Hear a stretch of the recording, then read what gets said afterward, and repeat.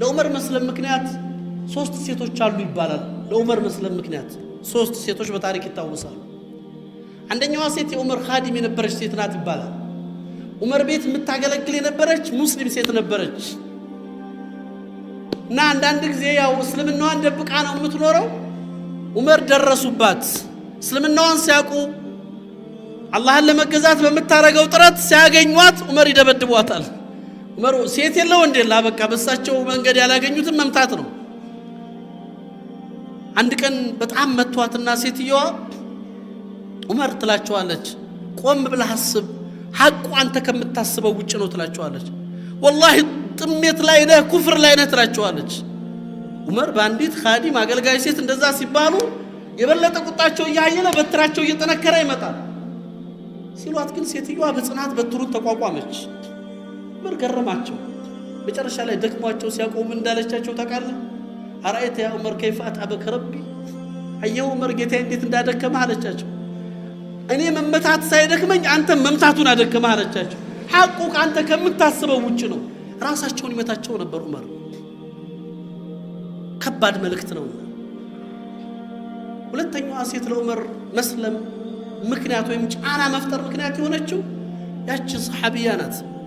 ሂጅራ ስትወጣ ባሏን ተከትላ ዑመር ደረሱባት። መንገድ ላይ ያገኟት። መንገድ ላይ ሲያገኟት ዑመር ያዟት። ደነገጠች። ዑመር ያዘ ማለት አበቃ። ዘን ወዴት ነው የምትሄጂው አሏት። ሴትዮ እንግዲህ አላህ የፈለገውን ነገር አድርጓል። ከዚህ በኋላ መደበቅ የለም፣ የመጣው ተቀበሏለሁ ብላ በእምነታችን ነፃነት አጣን፣ አላህን በመገዛታችን አሰቃያችሁን፣ ሀገር ለቀን ቤታችንን ትተን እየወጣን ባሌን ተከትዬ ሂጅራ እየሄድኩ ነው ነብዩን ፍለጋ። ዑመር ፊት ዑመር ደነገጡ። ለመጀመሪያም ጊዜ ዑመር አዘኑ፣ ተሰማቸው። ይህን ሁሉ ያደረገን ሙሐመድ ነው አሉ ሰለላሁ ዐለይሂ ወሰለም። እሱ መጥቶ ነው እርስ በርስ ለያየን፣ ወንድም ከወንድም ማቃቃር፣ ጎሳ ከጎሳ ለያየን። አንቺ ሂጂ አሏት፣ አላህ ይከተልሽ፣ መንገድሽን ሰላም ያድርግልሽ፣ ግን ከዚህ በኋላ ይሄ ነገር መደገም ስለሌለበት ሙሐመድን ግን ሂጂ አንገቱን በሰይፍ መቅላት ነው ያለብኝ አሉ። ሴትዮዋን ሸኟት። ነብዩን ለመግደል ተቆጥተው ዑመር ነብዩን ፍለጋ ወደ ዳር አልአርቀም ቤት ጉዞ ጀመሩ። በዚህ መካከል ሴትዮዋ ባሏ ጋር ተገናኘች። የሚገርም ታሪክ ነው። እንዴት ሆንሽ አሏት። ባላ መንገድ ሰላም ነው ሲላት፣ ምን ሰላም አለ ዑመር ጋር አገናኘኝ አለችው። ዑመር አገኘሽ እና እንዴት ነጃ ወጣሽ አላት። ዑመር አግኝቶሽ እንዲህ ብዬ ነገርኩት። ዑመር አዘነ። ወላሂ አለችው ሚስቲቱ፣ ዑመርን አላህ ሂዳያ ሊሰጠው የፈለገ መሰለኝ አለች።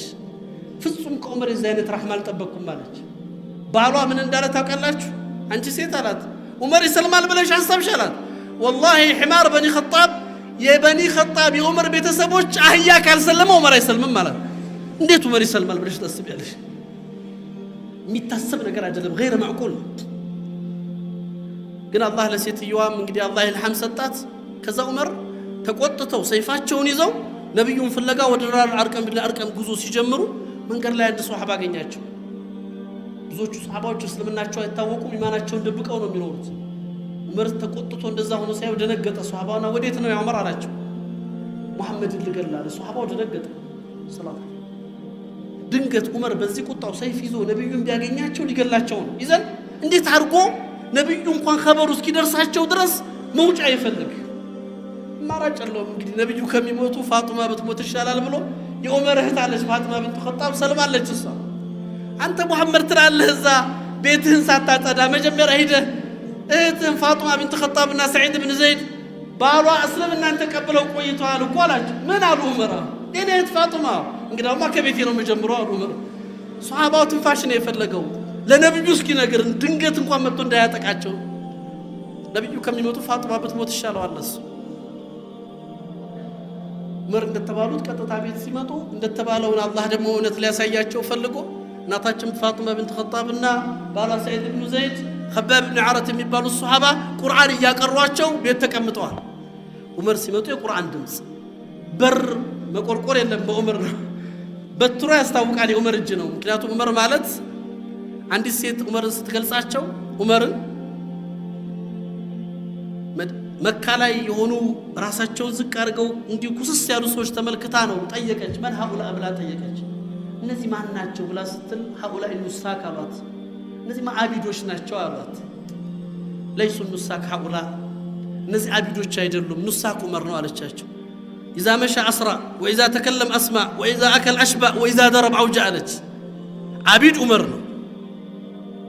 سيهد يفتنال سيابلا يتقبل سيناجر يسمال سيمتام يسممال لك عبيد أينا عمر نو عليك عبادة نسون قوة ندي الله يسطاچو حيباكو عندك عمر እንደዚህ የመጡ ሲሄዱ መንገድ ላይ ልክ ገና ከርቀት ሲመጡ ሰዎች መንገድ ይለቃሉ ለምንድን ነው ምን አረኳችሁ አሉ ለምን መንገድ ትለቋላችሁ በደልኳችሁ አልበደልከንም ታዲያ ለምን መንገድ ለቀቅናችሁ ነው ግርማው ታስፈርቶን አሏችሁ ይሄስ ከሆነ አላህ መዚድን ይሃይባሉ ጌታ ይሄንን ጨምርልኝ እንዳትቀንሱብኝ አሉ ዑመር ረዲየላሁ ዐንሁ ነው ሳልበደላችሁ ምንም ያ ከሆነ አላህ ቁዋ ኢዘን ዑመር ገቡ በር ገንጥለው ነው የገቡት በሩ እስኪከፈት ሲገቡ خباب بن عارة ደንግጠው ጓዳ ገብተው አልጋስር ወይም ደሞ መደበቂያ ውስጥ ተደበቁ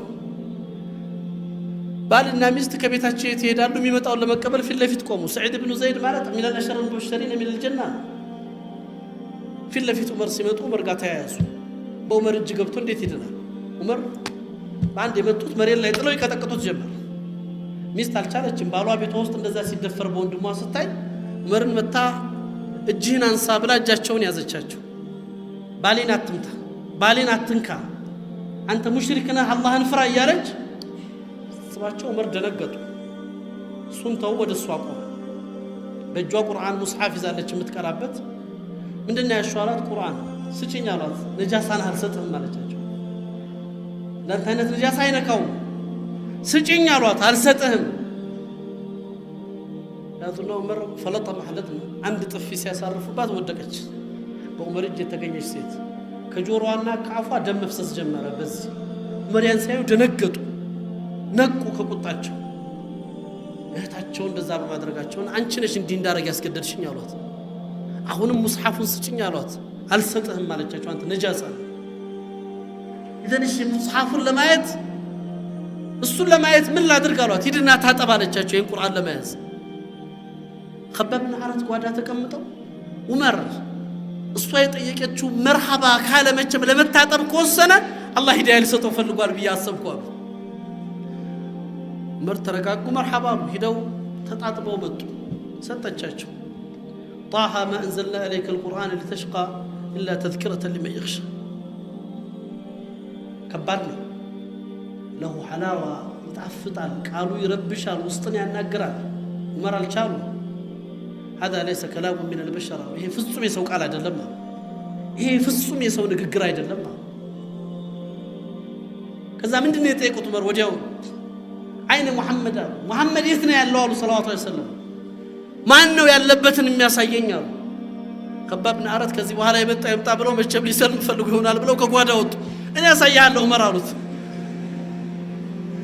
مرحبا على خباب بن عارة ወደ ዳር አልአርቀም እናረቀም ቤት በሚስጥር ያሉበት ቦታ ይዘውት ሄዱ ዑመር ሲመጣ ከፊት እየመራ ተቆጥቶ ሰይፍ ይዞ ሲመጣ በርቀት ሐምዛ ብን አቡ ጣሊብ ሰይድ ሰልመዋል ከዛ በፊት አሰዱላህ በጀግንነት ሐምዛና ዑመር አይወዳደሩም እንግዲህ ነብዩ ሰለላሁ ዐለይሂ ወሰለም እንደገለጹለት ሰይድ الشهداء የአላህ አንበሳ የተባለው እሱ ነው ሐምዛ ማንንም አይወዳደራቸው ዑመር መጣ ብሎ ነብዩ ሰለላሁ ዐለይሂ ወሰለም ያ ረሱላህ ዑመር መጣ ይሄ ፋጅር ሰው መጣ ሰይፍ ይዞ ነው የመጣው ኸይር ይዞ አልመጣም በአላህ ይሁን ቦታ አንተ የአላህ መልእክተኛ ይፍቀዱልኝና ዛሬ ልገላግሎት አላቸው ሐምዛ ነብዩ ሰለላሁ ዐለይሂ ወሰለም ተዋሉት አንተ አይደለህ ምን ነኝ አሉት ዑመር ለኔ ተውልኝ እኔ ራሱ በቋንቋው እናገረዋለሁ አሉ ረሱላህ ሰለላሁ ዐለይሂ ወሰለም ዑመር ገባ ሰይፍ በዚህ ይዟል እንግዲህ የነብዩ ቁዋ አላህ የሰጣቸው ቁዋ ይታወቃል በሁለት እጃቸው እንደያዙት ዑመር ሰይፉን እዚህ ያለበትና ተካሻውን ይዘው فهزه حز حتى سقط الى رجله በነብዩ እጅ ገባ ወዘውዙት እንዲያደርገው اما انا الان يا عمر ጊዜው አልደረሰም አይበቃም አሉት ዑመር አይበቃም በኢልሃድ በኩፍር በሽርክ እስከመቼ ተከተላለ ዑመር ነብዩ ግርስ ወደቀ ያን ጊዜ ነበር ዑመር اشهد ان لا اله الا الله واشهد ان محمد رسول الله ዑመር ሰለም ሰይድና አብዱላህ ብን መስዑድ እንደሚገልጹት እስልምና ዑመር እስኪሰልም ድረስ እስልምና የተዋረደ ነበር ይላሉ። ከዑመር በኋላ እስልምናን አላህ ክብር ሰጠ። ሱብሃንአላህ ተመልከቱ። እዚህ ነብዩን ሊገድል የመጣ ሰው ሸሃዳ ሰጡ። ቀጠሉ ምን አሉ? ጥያቄ ጠየቁ። ያ ረሱላህ አላቸው እዛው ሰልሙ አለስና አለል ሐቅ ላይ ነው ያለነው አይደለም አለው። አዎ እነሱ ስህተት ላይ አይደል ያሉት? አዎ ይዘን እኛ ሐቅ ይዘን እነሱ ስህተት ይዘው እንዴት እንደበቃለን? ለምን እንፈራለን? እንውጣ አላቸው። ያን ጊዜ ነው እንግዲህ ፋሩቅ አልኡማ የተባሉት። አላህ የዚህ ኡማ የሐቅና የባጢል መለያ ፋሩቅ አደረገው አሉ ረሱል አሚን ሰለላሁ ዐለይሂ ወሰለም። አላህ በልቡና በምላሱ ላይ ሐቅን ያደረገለት ሰው ዑመርን የነብዩ ሰለላሁ ዐለይሂ ወሰለም ሐሳብ የነ አቡበከርን ሐሳብ እየካለፈ 6 የቁርአን አያት ዑመርን አይዶ ኮርዷል። የነ ነብዩን ሐሳብ ካልፎ የዑመርን አቋም ተከትሎ 6 የቁርአን ዑመርን ተከትሎ ወርዷል። የዑመርን አቋም ይዞ አላህ ለዛ ነው ነብዩ ሰለላሁ ዐለይሂ ወሰለም ዑመር ሐቅን አላህ በልቡና በምላሱ ያደረገለት ሰው ይላሉ። መርሐባን ወጣ ተባለ። ለመጀመሪያ ጊዜ እስልምና ይፋ ወጣ። ሰልፍ ተወጣ። ሙዛሃራ ወጡ። እንግዲህ ሐራም ከሆነ ማናቅ ሰልፍ 40 ምናምን ሰው ሆነው ሐምዛ በቀኝ ዑመር በግራ ነብዩን ከመሃል አድርገው ሐቁን ይዘው ወደ አደባባይ ወደ ካዕባ ወጡ። ከባድ ነበር። ካዕባ ወጡ። ዑመር በዚህ ሐምዛ በዚህ ከባድ ሄዱ። ካዕባ ላይ ደረሱ። የሚፈልጉትን አድርገው መልእክታቸውን አስተላልፈው ተመለሱ። ሁሉም ሰው ሲሰልም ይደበቃል። ዑመር ሰለሙ። ዑመር ጋር ግን ድብቅነት የለም። ቀጥለው ስራቸው ወደ ምን ሆነ? ወደ ቁረይሾች ባላባት አቡ ጃህል ቤት ሄዱ። አቡ ጃህል በር ቆረቆሩ። አቡ ጃህል ሐል ሰሚት አሉ። ሰማህ? ምኑን? አስለምት ሰልም ያለው እስቲና አውጣሉት። ተበለክ ሳይረው መኪያ ዑመር ቀኔን አበላሽህብኝ፣ አላህ ቀኔን ያበላሽህብናል። በሩን ዘጋዛው። ምክንያቱም መርጋማን ይገናኛል። ወሊድ ብኑ ሙጊራ ኡመያ ብኑ ኸለፍ ምናምን እያሉ እየቆጠሩ 12 የቁረይሽ ባላባቶች በር እየቆረቆሩ ሰማችሁ እያሉ ማንም ይወጣ ጀግና የለም። ዑመር ፊት ማን ይቆማል? አልበቃቸው። የመካን ሰው ግን ቤቱን እየቆረቆረ አዳሩሱት። አንድ መካ ላይ የሚታወቅ ጀሚል ብን ሙዓምር የሚባል ወሬኛ ሰው አለ። በር ፈልገው አገኙ። ጠሩት። ና ሚስጥር ልንገርህ አሉት። ለሰው የማይነገር ሚስጥር ኻስ ሰልም ያለው አሉት። እሳቸው አልጨረሱም። እሱ መሮጥ ጀመረ። አስባዕ ዑመር እያለ ነው። አሳቢ ሆነ። የዛን ጊዜ አሳቢ ነው የሚሉት። ከቁረይሾች ከሙሽሪኮቹ የወጣን ሰው አሳቢ ሆነ። አስባዕ ዑመር እያለ ይሮጣል። ዑመር እየተከተሉ ማ አስባዕት በል አስለምት፣ አሳቢ አይደለም የሆንኩት አላህን ነው የተቀበልኩት እስላም ነው የሆንኩት እያሉ እሱ እየሮጠ እሳቸው እየተከተሉ ሰው እየሰማ እየተሰበሰበ ኸልቁ ካዕባ ላይ ተሰበሰበ። አዋጅ። ዑመር ህዝብ ጋር ተናነቁ።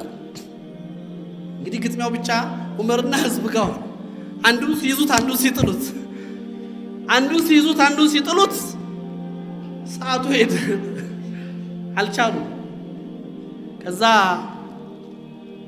አንዱን ጠሩትና በፍጹም የማይቋቋሙት እንደሆነ ብዛቱን ሲያውቁ ከውስጣቸው አንዱን ሳቡትና ስሙን ረሳሁት፣ እጃቸውን እዛ አይኑ ላይ አድርገው ይሄን የከበበኝን ሰው ሁሉ ከላይ ላይ አንሳ፣ ካልሆነ 2 አይንህን ነው መጥፋው አሉት።